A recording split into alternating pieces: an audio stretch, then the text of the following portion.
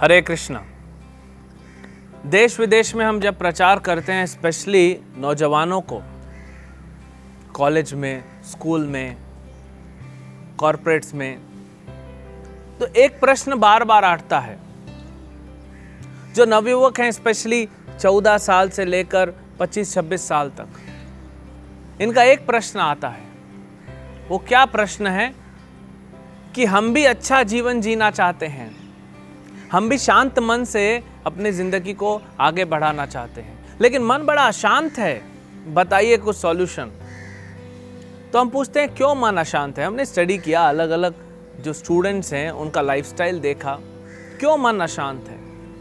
क्योंकि मन में रजोगुण भरा हुआ है, तमोगुण भरा हुआ है, इसलिए मन अशांत हो जाता है। तो स्टूडेंट बोले ये मतलब समझ में नहीं आया। तो हम बोले कि आप क्या करते हो। आप देखिए, आज के 35% युवा, इंडिया तो आज पूरे दुनिया में, इंडिया में सबसे ज़्यादा युवक है ना, और भारत का एक बैकबोन, रीढ़ की हड्डी माना जाता है कि ये युवक जाके आगे क्या करेंगे। दुनिया में पॉपुलेशन नहीं है, इवन चाइना में भी ओल्ड पॉपुलेशन ज़्यादा है, इंडिया में यूथ पॉपुलेशन ज़्यादा है। तो आप सभी जो यूथ हैं आगे का भविष्य हैं, इसीलिए इंडिया का बैकबोन कहे जाते हैं। लेकिन आजकल बैकबोन में क्या हो गया है? ऑस्टियोपोरोसिस। ऑस्टियोपोरोसिस मतलब हड्डी खोखली होने लगती है। आज हमारे देश के नौजवान, नवयुवक और नवयुवतियां कैसे हो रहा है? अंदर से चेतना खोखला हो रहा है। आप देखिए आज इंटरनेट पे क्या सर्च हो रहा है। 35% युवक और युवतियां पोर्नोग्राफी सर्च करते हैं। 25 से 30% सब इन्वॉल्व किस में है? सेक्स रिलेटेड, मूवीज, गेम्स, सब उसी से रिलेटेड।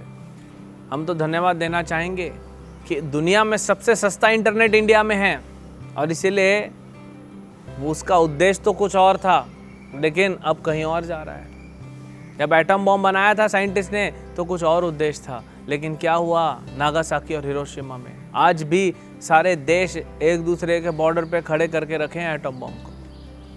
तो वैसे ही ये इंटरनेट एक एटम बॉम्ब के समान है, लेकिन ये स्लो है। वो अंदर धीरे धीरे जा रहा है हमारे, और क्या कर रहा है? हमारी हड्डियों को खोखला कर रहा है, हमारी चेतना को खोखला कर रहा है। क्यों? गलत चीज़ें देख रहे हैं। तो कोई बोलेगा इसमें इंटरनेट का क्या दोष है? बिल्कुल सही बात है। चाकू का दोष नहीं होता, लेकिन अगर वो गलत व्यक्ति के हाथ में आ जाए ना, तो 2-4 लोग को खून कर देगा, मर्डर कर देगा। वो दोष चाकू का नहीं है। लेकिन हम पहले अपने देश के युवक और युवतियों को थोड़ा इंटेलिजेंस दें, एजुकेशन दें। और इसीलिए आज क्या हो रहा है?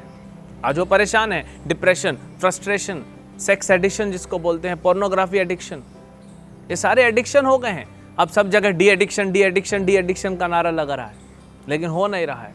अर्जुन ने गीता में पूछा भगवान से, भगवान क्यों न चाहते हुए भी लोग पाप करते हैं? भगवान ने कहा ये क्यों हो रहा है अर्जुन? क्योंकि ये रजोगुण के कारण हो रहा है। काम ऐश क्रोध ऐश रजोगुण समुद्भवाम। ये रजोगुण के कारण लस्ट, एंगर, ग्रीड ये समाज में फैल रहा है, और इंटरनेट क्या कर रहा है? उस रजोगुण को और घी डाल रहा है आग में। तो हम आपको सॉल्यूशन मांग रहे हैं, आपको एक उदाहरण देते हैं, क्योंकि संसार में कहा जाता है कि हु इज माई आइडियल, मैं किसको फॉलो करूं? तो हम आपको एक आइडियल के रूप में एक चरित्र सुनाते हैं। ऐसे तो बहुत हैं, लेकिन एक को भी आप पालन कर लेंगे तो ये प्रॉब्लम आपकी ख़त्म हो जाएगी। आज सब नौजवान परेशान है अपने अंदर में। क्यों?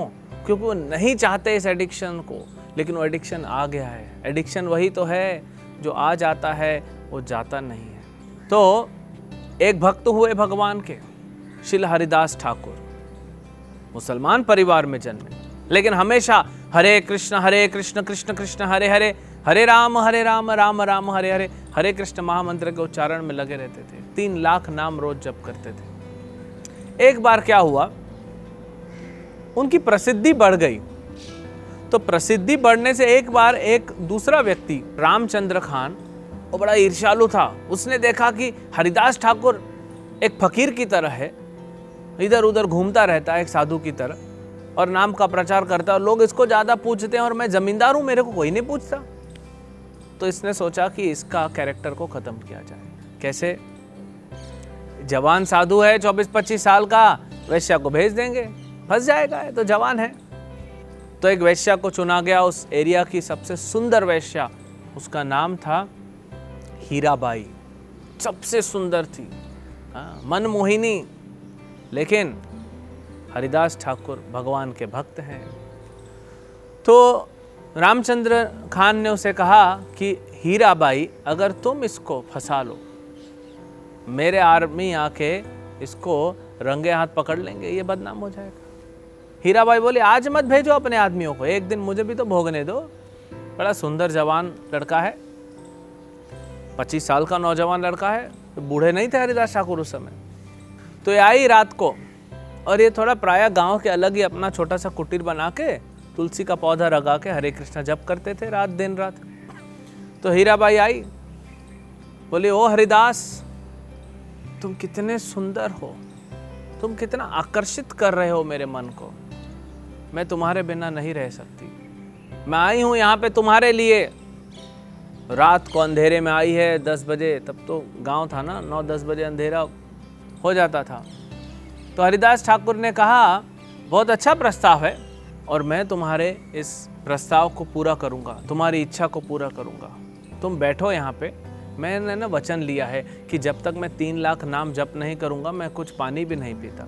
तो तुम बैठो, है ना, यहीं बैठ जाओ। अभी आई हो इतना दूर से, थोड़ी देर बैठ जाओ, मैं जप कंप्लीट कर लेता हूँ, फिर जो तुम्हारा प्रोग्राम वो करेंगे। देखिए, कभी भी मन आपको प्रपोजल देना, उससे कैसे डील करना है सीखिए हरिदास ठाकुर से। डायरेक्ट अटैक नहीं किए कि चली जाओ यहाँ से, तुम क्या सोचती हो, मुझ जैसे साधु का चरित्र तुम खराब कर दोगी, नहीं, कुछ नहीं, वहां बैठो। हरिदास ठाकुर वैष्णव है, उस पर कृपा की है। तो रात भर जप करते रहे, इनका जप खत्म ही नहीं हो रहा है।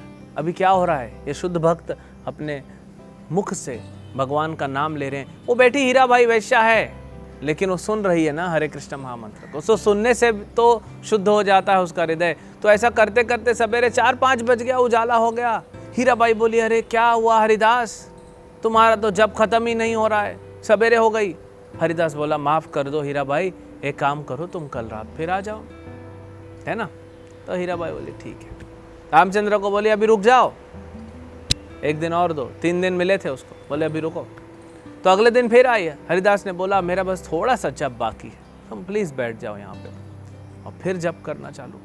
और जब करते रहते थे रात भर, हीराबाई सुनते रहती थी। सुनते सुनते क्या होता था, हल्की नींद लग जाती थी। लेकिन जो चीज़ आप कंटिन्यूसली सुनोगे तो उसके मुख में भी आने लगा। नींद में बोलती थी, हरे कृष्ण कृष्ण कृष्ण हरे, नींद में बोलने लग गई थी।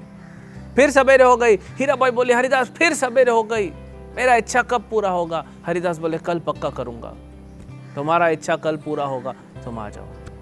तो फिर तीसरे दिन पे हीराबाई फिर आई और आर्मी भी अब तैयार थी। तो हरिदास ठाकुर तीसरे दिन फिर बैठाए और फिर जप किया। लेकिन हरिदास ठाकुर ने तीसरे दिन पे उसको पूरा शुद्ध कर दिया। और वो हीराबाई हरिदास ठाकुर के पैरों में रोती हुई गिर पड़ी। बोले, महाराज, बोले आप भगवान के इतने महान भक्त हैं, मैं आपको बदनाम करने आई थी।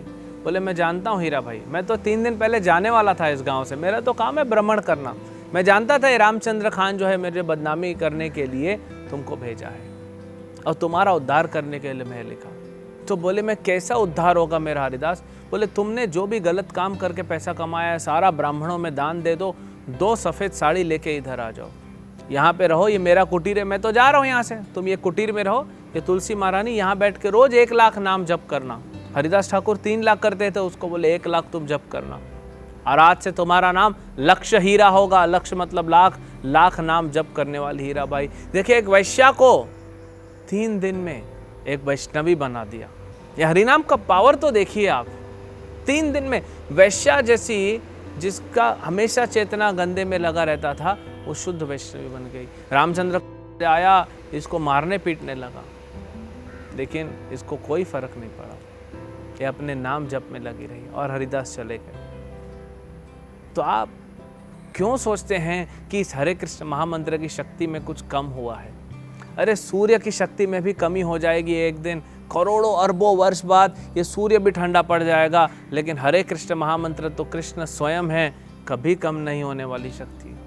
तो फिर आप अगर सारे युवक युवतियाँ, आज हम सोचते हैं क्या ये साधु बनना, ये बनना, नहीं, आप अपनी लाइफ में डिसिप्लिन लाते हैं तो आपकी लाइफ में डिसिप्लिन के पहले आपको कॉन्शियसनेस को चेंज करना पड़ेगा। आप हरे कृष्ण मंत्र जप कीजिए, आप प्रारंभ कीजिए 10 मिनट से।